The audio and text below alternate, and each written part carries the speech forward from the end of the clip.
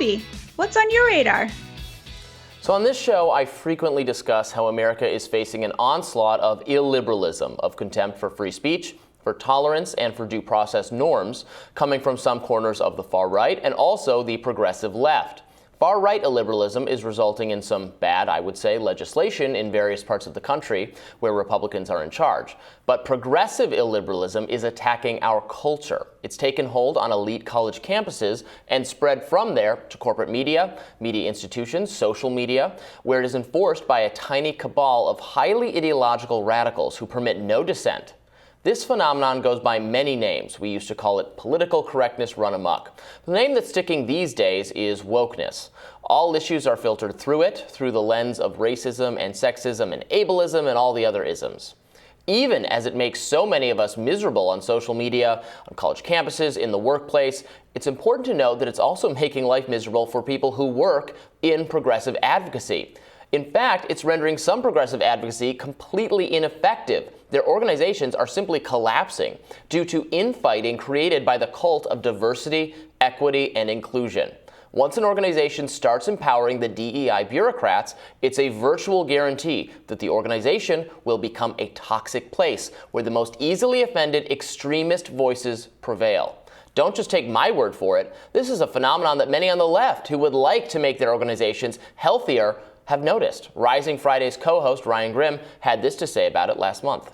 I published a story at The Intercept on the widespread phenomenon of mass dysfunction at progressive organizations across issue areas. The story, called Elephant in the Zoom, looks at the way that progressive nonprofits have increasingly become largely non-functional amid internal turmoil. Now, since the story came out, I've heard countless news stories from people along the same lines. One of the most vivid comes from an activist I've known for a long time who told me that back in the spring of 2021, while the climate debate was heating up around Build Back Better, he reached out to a particular climate group for help with a particular issue that they were having, and he was told that the group was taking the next 8 weeks to work on internal issues. Internal issues are in fact crippling the efficacy of progressive organizations. One such organization is Women Against Abuse, one of the largest nonprofit organizations that works to counter domestic abuse. It provides counseling for victims, helps them with legal representation, and in the city of Philadelphia, it's actually the primary domestic violence shelter. Now, this is important work because Philadelphia is currently in the midst of a massive violent crime spike. But Women Against Abuse has fallen prey to the diversity consultants who, in the wake of George Floyd's murder, convinced the organization to adopt the attitude that involving the police in domestic violence situations is wrong and, in fact, racist. Women Against Abuse's previous policies were resulting in a, quote, safe harbor from confronting white supremacy and were not accountable to things like microaggressions and white supremacy behaviors, according to diversity presentations outlining this new approach. Women Against Abuse is now being sued by a former employee, Nicole Levitt, who says that white employees had been asked to sign a statement affirming that, quote, all white people are racist and that I am not the exception. The progressive advocacy group's ideological capture by misguided diversity bureaucrats is explained in a terrific new story from the Washington Free Beacon's Aaron Sabarium, a reporter who specializes in covering the dysfunction within activist organizations. And Aaron is actually joining us now to tell us more. Thank you so much for joining us, Aaron. Thank you for having me, Robby. Yeah, I think this is a very indicative story. You know, we've heard a lot like it, but tell us a little bit more about the particular dysfunction at this organization. Yeah, so in the wake of George Floyd's death, many organizations brought in these DEI consultants to examine the ways in which they were complicit in racism, white supremacy, what have you. And, you know, some of what those consultants did was perhaps obnoxious, but ultimately harmless. You know, changing language may not seem like that big a deal. Some of the stuff is just kind of semantic navel gazing. But at this organization, it really went much further than that. They put out a statement, as you mentioned in your opening, saying that it was unsafe for Black and other minority victims of domestic violence to call the police. They jettisoned a number of best practices for working with domestic violence victims on the grounds that they somehow perpetuated white supremacy.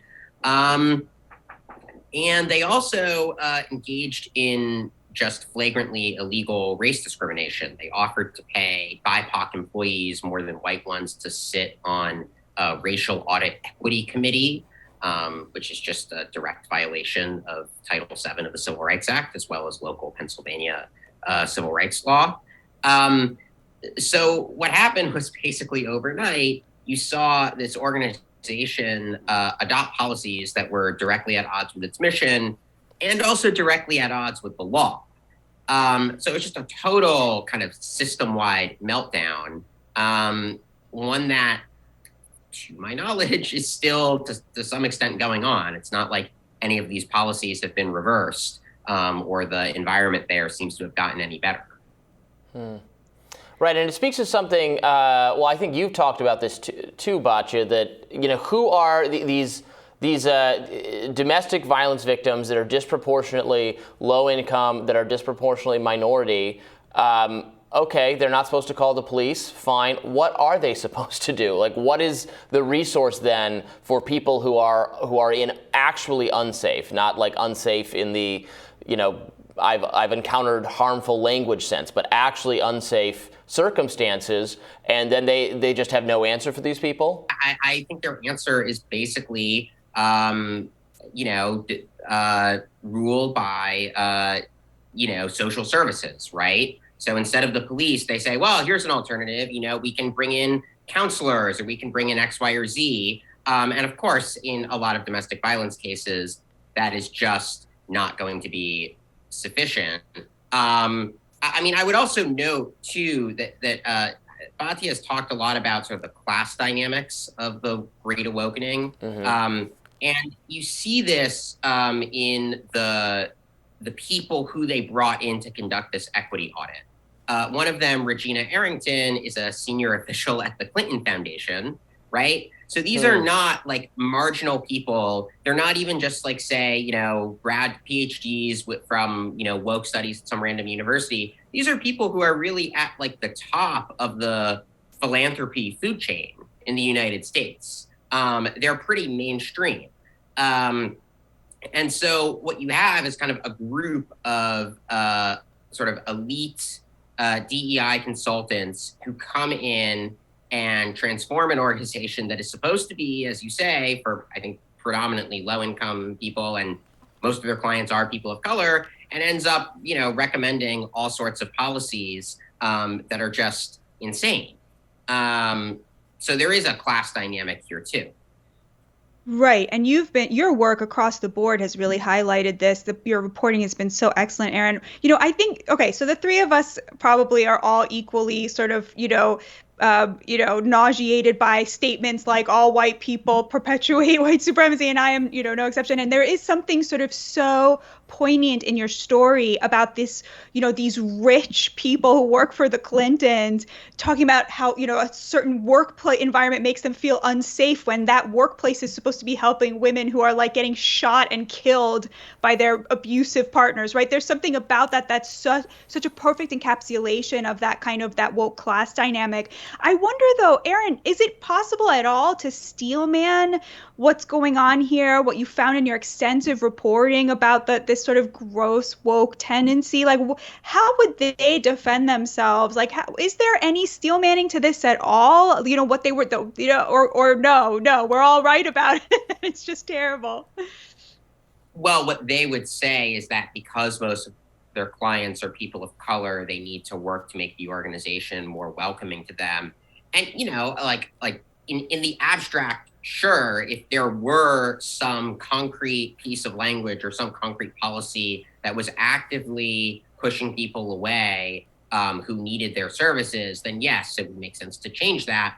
But, I don't, to my satisfaction, they have not identified, really a single such concrete policy. They've just sort of hand wave and then say, all this like pretty mainstream basic stuff is a white supremacy. I mean, there's not really an argument. And I guess the only other thing I would say is I broadly agree that we should try to steelman. But I also sometimes think the steelmanning impulse can kind of lapse into almost self-parody. Like, when you're trying to make people sign a statement saying all white people are racist and I am not the exception, you're violating the Civil Rights Act to pay BIPOC employees more, and you're telling Black victims of domestic violence that it's unsafe for them to call the police. I mean, at that point, like, come on. I don't really think that we need to, pretend that there's some kind of really deep,